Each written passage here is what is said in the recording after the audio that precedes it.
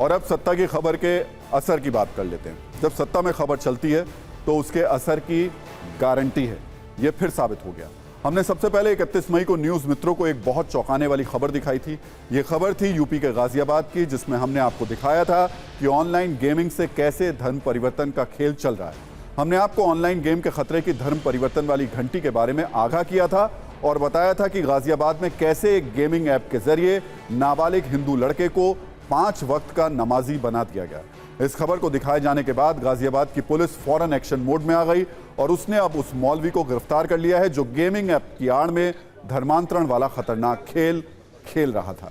इस मौलवी का नाम है अब्दुल रहमान उर्फ नन्नी, जो उसी मस्जिद कमेटी का पूर्व सदस्य था जहां नाबालिग लड़का नमाज पढ़ने जाता था। अब अब्दुल रहमान की गिरफ्तारी के बाद धर्म परिवर्तन वाले जिस मॉडल का खुलासा हुआ है वो बहुत ही परेशान करने वाला है। इस साजिश में 2 ऐसे ऑनलाइन ऐप का नाम भी आया है जिनका इस्तेमाल शायद आपका बच्चा भी करता हो, इसलिए इसकी एक एक डिटेल को नोट कर लीजिए।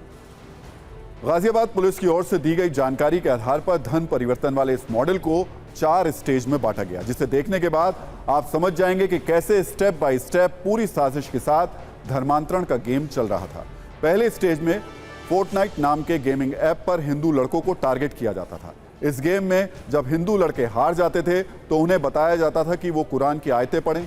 उन्हें भरोसा दिलाया जाता था कि अगर वो ऐसा करेंगे तो वो गेम में जीत जाएंगे। कुछ लड़के ऐसा करते भी थे। इसके बाद सामने वाले गैंग का मेंबर जानबूझकर गेम हार जाता था। इस तरीके से जिन लड़कों को टारगेट किया गया उन्हें भरोसा हो जाता था कि उनके आयत पढ़ने से ही उनको जीत मिली है। दूसरी स्टेज में हिंदू लड़कों से डिस्कार्ड नाम के चैटिंग ऐप पर चैट कराई जाती थी। इसमें धर्मांतरण गैंग के लोग हिंदू लड़कों के नाम से यूजर आईडी बनाकर टारगेट किए लड़कों से चैट करते थे और फिर उन्हें धर्मांतरण के लिए उकसाने का खेल होता था। इससे ऐसा लगता था कि जब सामने वाला हिंदू होकर भी दूसरे धर्म के बारे में ऐसा बोल रहा है तो सच ही होगा। फिर तीसरी स्टेज में जब गेम यूजर्स दूसरे धर्म में आस्था दिखाने लगता है तो फिर गैंग की ओर से उन्हें कट्टरवादी इस्लामिक स्कॉलर जाकिर नाइक के वीडियो भेजे जाते थे। टारगेट किए गए हिंदू लड़कों के पास भड़काऊ सामग्री भेजी जाती थी, धार्मिक रीति रिवाजों के बारे में जानकारी दी जाती थी और फिर चौथी और आखिरी स्टेज में ब्रेन वॉश हो चुके हिंदू लड़कों पर नजदीक के धार्मिक स्थल में जाने का दबाव डाला जाता था। जब वो पूरी तरीके से बातों में आ जाता, पूरी तरीके से भटक जाता तो उनका धर्म परिवर्तन करा दिया जाता।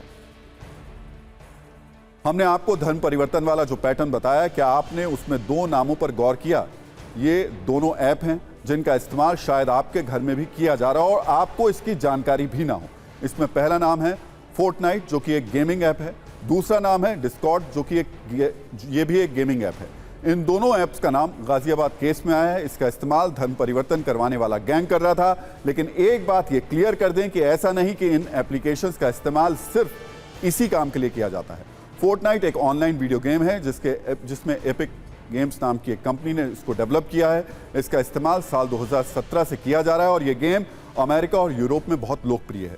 दुनिया भर में लाखों युवा ये गेम खेलते हैं। इनमें मौजूद कैरेक्टर्स ने जो कपड़े पहने हैं उसी डिज़ाइन के कपड़े भी बाजार में खूब मिलते हैं, यानी बड़ी संख्या में युवा बिना किसी परेशानी के इसे यूज़ कर रहे हैं। लेकिन भारत में धर्म परिवर्तन करने वाले गैंग ने इस गेमिंग ऐप को अपनी साजिश का जरिया बना लिया। ठीक इसी तरह डिस्कॉर्ड भी अमेरिकन सोशल मीडिया प्लेटफॉर्म है जिसमें खास तौर पर चैटिंग के लिए इसको इस्तेमाल किया जाता है। इसके अलावा इस ऐप के जरिए वॉइस कॉल और वीडियो कॉल भी की जा सकती है। इस ऐप को भी धर्मांतरण गैंग ने अपना हथियार बना लिया था। लेकिन अब इस गैंग का बड़ा खिलाड़ी अब्दुल रहमान पुलिस की गिरफ्त में आ चुका है, जबकि बद्दो नाम के एक और शख्स की तलाश जारी है। इस खबर पर हमने आपके लिए एक छोटी सी रील तैयार की है। उस रील को हम आपको दिखाएं। उससे पहले हम आपको ये ज़रूर बता दें कि देखिए, ये स्थिति अभी फिलहाल दिखाई दे रही है, लेकिन ये कहा जा रहा है कि हो सकता है कुछ और लोग भी इस मामले में गिरफ्तार किए जाएं।